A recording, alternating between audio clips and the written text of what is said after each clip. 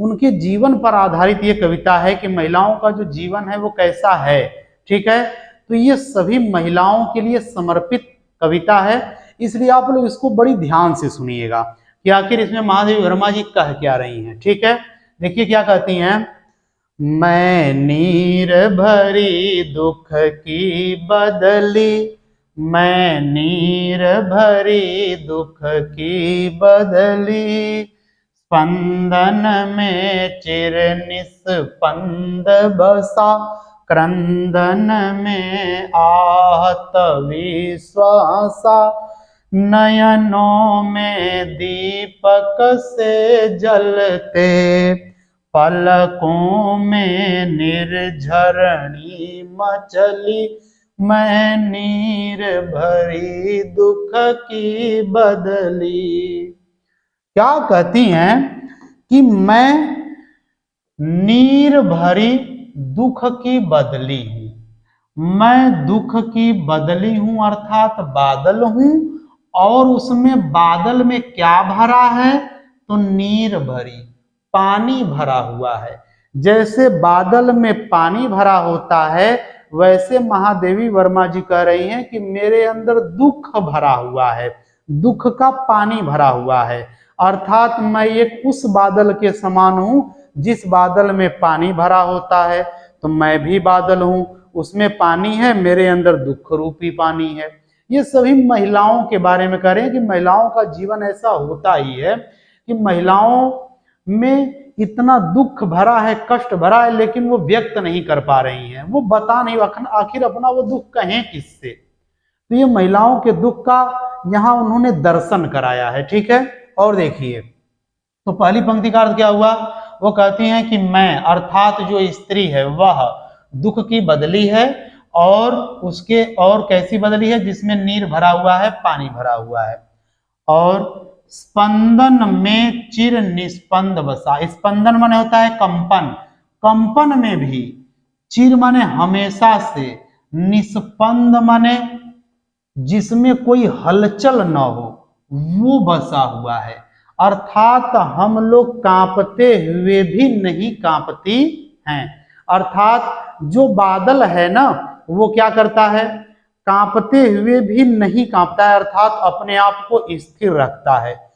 इतनी भयंकर गर्जना हो रही हो फिर भी बादल अपने आप को स्थिर रखता है। स्पंदन में अर्थात दुनिया के कंपन में निस्पंद बसा हुआ है मेरे अंदर। दुनिया के अंदर इतना शोर शराबा हलचल है फिर भी मैं निस्पंद हूं, अर्थात शांत चित्त हूं। मैं अपना दुख गाने नहीं जा रही या किसी को बताने नहीं जा रही। ये कह रही हैं कि महिलाएं जो है अपना दुख स्वयं में रख लेती हैं, वो सह लेती हैं, कहती नहीं है। अर्थात दुनिया में चारों तरफ शोर शराबा हल्ला मचा हुआ है, स्पंदन हो रहा है, जबकि इनके अंदर निस्पंदता छाई हुई है, इनके अंदर कोई भी कंपन नहीं है। और क्रंदन में अर्थात क्रंदन माने होता है रोने में, रोने में आहत माने दुखी, विश्व माने संसार, हंसा माने हंसा। और जब मैं रोती हूं तो मेरे रोने में आहत माने दुखी, विश्व माने संसार, हंसा माने हंसता है। जब मैं रोती हूं तो यह जो दुखी संसार है यह क्या करता है, हंसता है मेरे ऊपर। समझ में आ गया। ये कह रही हैं कि यह जो दुखी संसार है, जैसे बादल जब बरसता है ना, तो बादल बरसता है तो समझ लीजिए कि वो रो रहा है, आंसू छोड़ रहा है, तो दुनिया उसको देखकर हंसती है और मजा लेती है, खुश होती है कि आहा कितनी अच्छी बारिश हो रही है। तो ये वही बात कर रही है कि जब मैं दुख की बदली हूं तो मैं भी जब रोती हूं तो यह दुखी संसार क्या करता है, मुझे देखकर हंसता है। और नयनों में दीपक से जलते, और नयनों माने आंखों में, दीपक से जलते अर्थात दीपक जैसे जल रहे हैं, जैसे आकाश में बिजलियां कहीं कहीं चमक जाती हैं, वैसे मेरी आंखों में कहीं कहीं स्वप्न इधर उधर छिटके हुए मिल जाते हैं। अब पलकों में निर्झरणी मचली, अर्थात मेरी पलकों में, निर्झरणी माने होता है छोटी छोटी नदियां, तो मेरी पलकों से छोटी छोटी नदियां मचल जाती हैं अर्थात बहने लगती हैं। जब मैं आंसू बहाती हूं तब। तो देखिए इन पंक्तियों में आखिर वो कह क्या रही है, कुल मिला के समझिए। कह रही है कि मैं दुख की बदली हूं, इसमें पानी भरा हुआ है, दुख भरा हुआ है, और दुनिया के कंपन में भी, दुनिया में कंपन होने पर भी मेरे अंदर कंपन नहीं है, मैं शांत चित्त बैठी हुई हूं, और मेरे रोने पर पूरा विश्व हंसता है, और मेरे आंखों में दीपक जल रहे हैं। अर्थात जैसे बादल पर देखेंगे, जब बादल बरसता है तो उस समय बिजली कड़कती है, तो वो चमक है। अर्थात मेरे आंखों में अभी चमक बाकी है, और मेरे पलकों से सैकड़ों नदियां निकल रही हैं। अर्थात मेरे पलकों से आंसू बह रहे हैं आंखों से। ठीक है, और आगे क्या कह रही हैं, कहती हैं कि मेरा पग पग संगीत भरा। मेरा पग पग माने हर कदम, मेरा हर कदम संगीत से भरा हुआ है। अर्थात कुछ भी हो, मैं गीत गा करके, संगीत गा करके अपने आप को मना लेती हूँ। तो मेरे पग पग पर, कदम कदम पर संगीत भरा है। श्वासों से स्वप्न पराग झरा, और मेरी श्वासों से स्वप्नों के पराग झड़ जाते हैं, अर्थात झरते रहते हैं। जब मैं सांसें लेती हूं ना, तो समझ लो कि मेरे स्वप्नों के पराग झर रहे हैं। जैसे जब बारिश होती है तो फूलों के पराग जो कण होते हैं वो झड़ जाते हैं, तो यह कह रही है कि जब मैं सांसें भी लेती हूं ना, तो मेरे स्वप्न क्या हो रहे हैं, झड़ते हैं। स्त्री का जो जीवन है, सांसें ले रही है मतलब, अर्थात जो अगर वो स्वतंत्र होकर चल रही है तो उसके स्वप्नों को कुचल दिया जाता है, स्वप्न उसके गिर जाते हैं, अर्थात उसको स्वच्छंद भी, स्वतंत्र भी रहने नहीं दिया जाता है। श्वासों में मैं जब सांस लेती हूं तो मेरे श्वासों से भी स्वप्न पराग, मेरे स्वप्नों के पराग झड़ जाते हैं, झरने लगते हैं, अर्थात हमें स्वच्छंद भी रहने नहीं दिया जाता है। और नभ के नवरंग बुनते दुकूल, नभ माने आकाश के, नव रंग माने नए नए रंग, बुनते माने बनाते हैं, दुकुल माने दुपट्टा। जैसे आकाश में नए नए रंग बन करके दुपट्टा बना देते हैं बादल का, वैसे इस दुनिया के जो नए नए रंग हैं, सुख के, दुख के, उलाहने के, तानों के, बातों के, तंज कसने के जो रंग हैं, ये रंग मेरे लिए दुपट्टों के समान है, रंग बिरंगे दुपट्टों के समान है। और छाया में मलय बयार पली, छाया में मतलब हमारी छाया में, मलय बयार माने हवा, मलय माने मलय पर्वत की, मलय पर्वत की बयार पलती है, हवा पलती है हमारी छाया में। जैसे जब बादल आकर के छाता है तो उस समय हवा चलती है तो बड़ी अच्छी लगती है, वैसे हमारी छाया में मलय बयार सुंदर अर्थात सुगंधित वातावरण हो जाता है। पुरुष जब कितना भी दुखी होता है तो वो स्त्री के पास जाता है, क्यों? क्योंकि उसके पास क्या है, मलय बयार अर्थात सुंदर हवा है, अर्थात जो उसके दुखों को दूर कर देती है पुरुष के। तो वो कह रही है कि हमारी छाया में सुंदर हवा है, मधुर हवा है, यह हमारी छाया में पलती है, जबकि नए नए दुनिया के रंग हमारे लिए दुपट्टों के समान है, सुख के, दुख के, तानों के, उलाहनों के, तंज के, ये सब। और तब इन चार पंक्तियों का अर्थ देख लीजिए।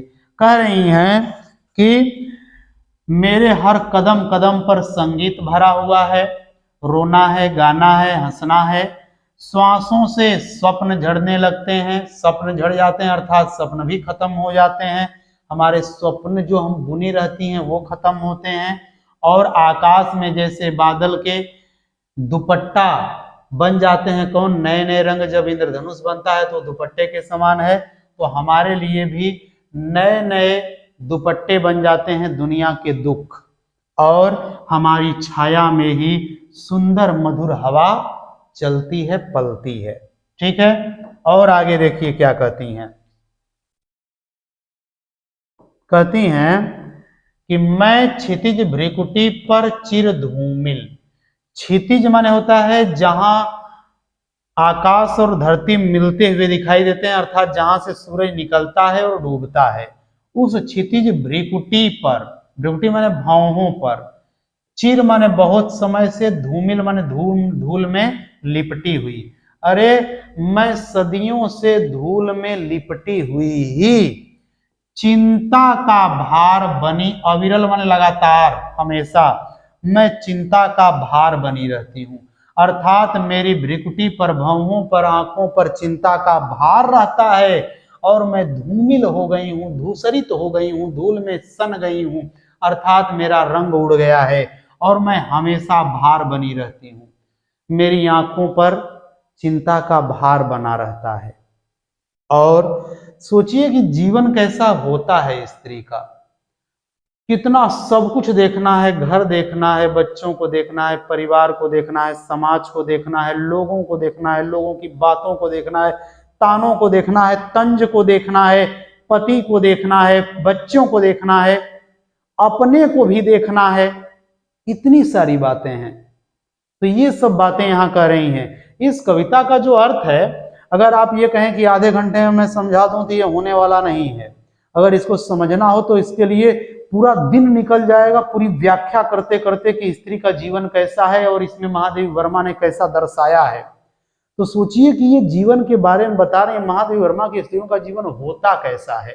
कि सोचिए कि सब कुछ होने के बावजूद भी इनकी छाया में स्वप्न है, अर्थात इनकी छाया में बयार चलती है, इन्हीं की छाया में सुख पलता है।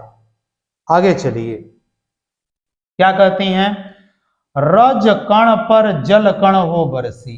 जैसे रज माने होता है धूल, कण माने कण, धूलों के कण पर अर्थात धूल पर, जल कण माने जल का कण अर्थात बारिश होती है, तो नव जीवन अंकुर बन निकली। तो मैं क्या करती हूं? नए जीवन का अंकुर बन करके निकल जाती हूं। जैसे धरती पर बारिश होती है और उसमें फिर बीज डालते हैं तो वो अंकुरित होकर निकलता है, वैसे ही कह रही हैं कि हम लोग हैं। जैसे ही हमारी आंखों से आंसू बहने लगते हैं तो हमारे अंदर से भी एक नया अंकुरित प्रस्फुटित होता है, निकलता है, अर्थात एक नए जीवन का आरंभ होता है। कब? जब आंसू हमारे बह जाते हैं, तब आंसुओं को बहा करके हम अपनी उस पुरानी बात को भूलती हैं और एक नई जिंदगी प्रारंभ करती हैं। आगे आगे क्या कहती हैं? अच्छा, इसका पूरा अर्थ भी देख लीजिए 4 पंक्तियों का। कह रही हैं कि मेरी क्षितिज भ्रुकुटी पर अर्थात मेरी भौहों पर, मेरे सिर पर, मेरे माथे पर बहुत समय से धूमिल लगा अर्थात धूल लगी हुई है और चिंता का भार है और लगातार है, अर्थात मेरी आंखों पर, पलकों पर चिंता का भार है। मेरी पलकें धूमिल हो गई हैं, धूसरित हो गई हैं, धूल से सन गई हैं। और जैसे धूल पर पानी बरसता है मिट्टी पर, तो उसमें से जो बीज होता है वह अंकुरित होकर निकलता है, वैसे ही हम लोगों का जीवन है। वह जीवन हमारा अंकुरित होता है कब? जब हमारी आंखों से आंसू बरसते हैं, तब।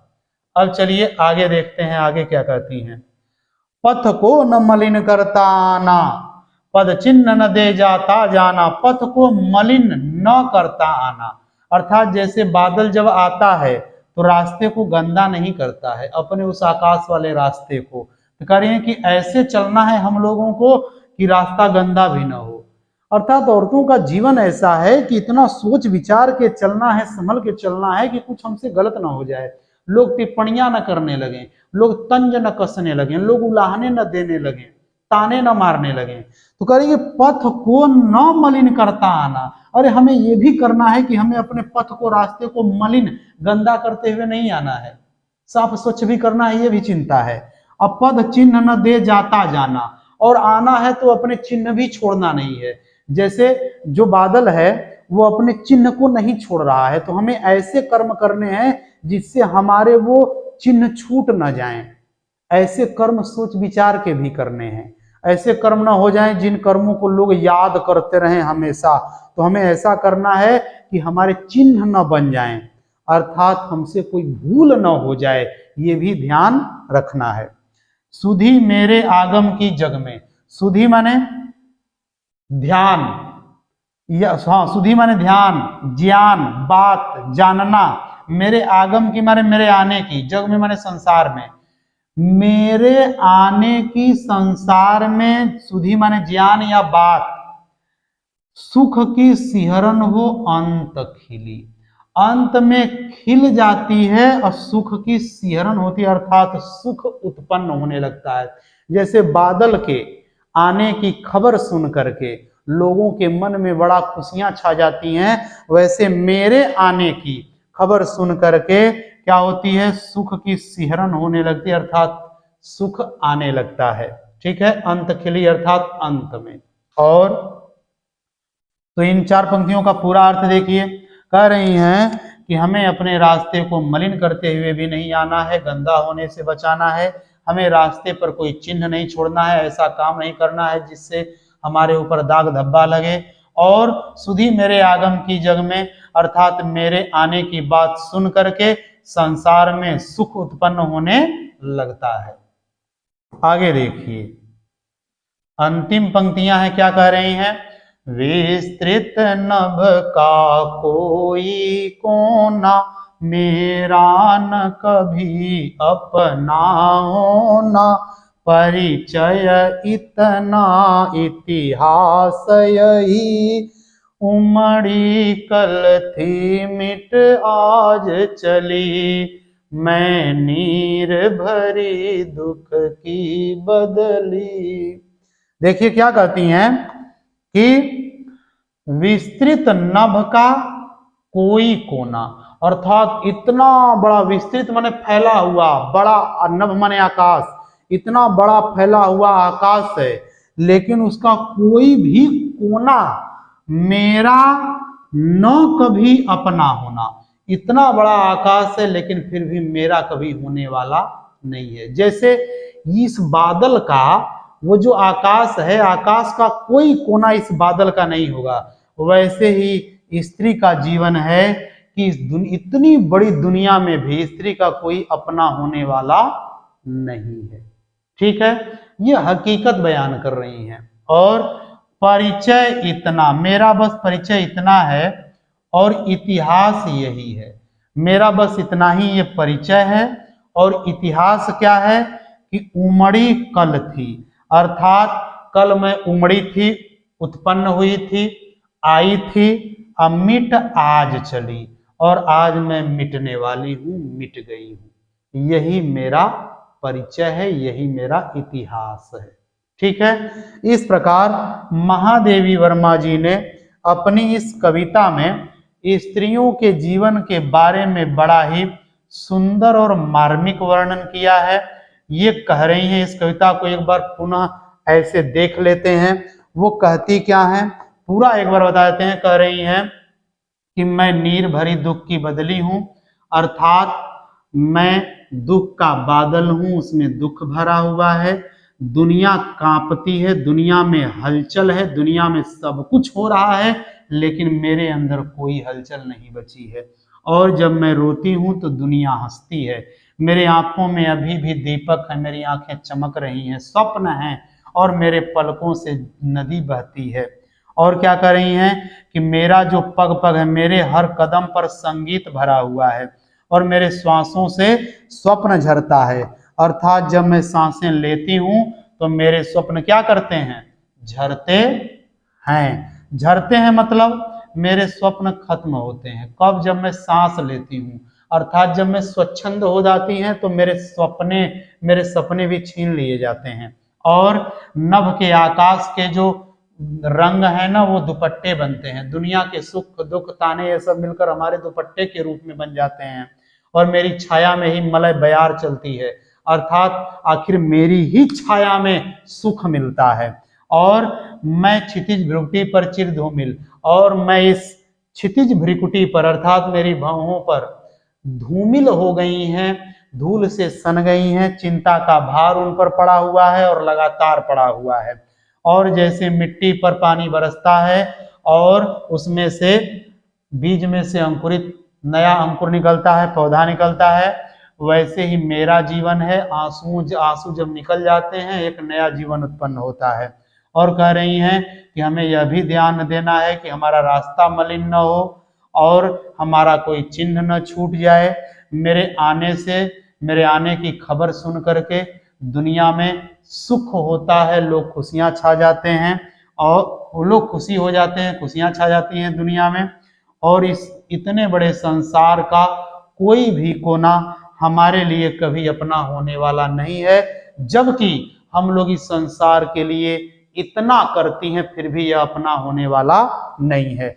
मेरा इतना ही परिचय है कि कल मैं उमड़ी थी, कल मैं उत्पन्न हुई थी और इतिहास यही है कि आज मैं मिट चली हूँ।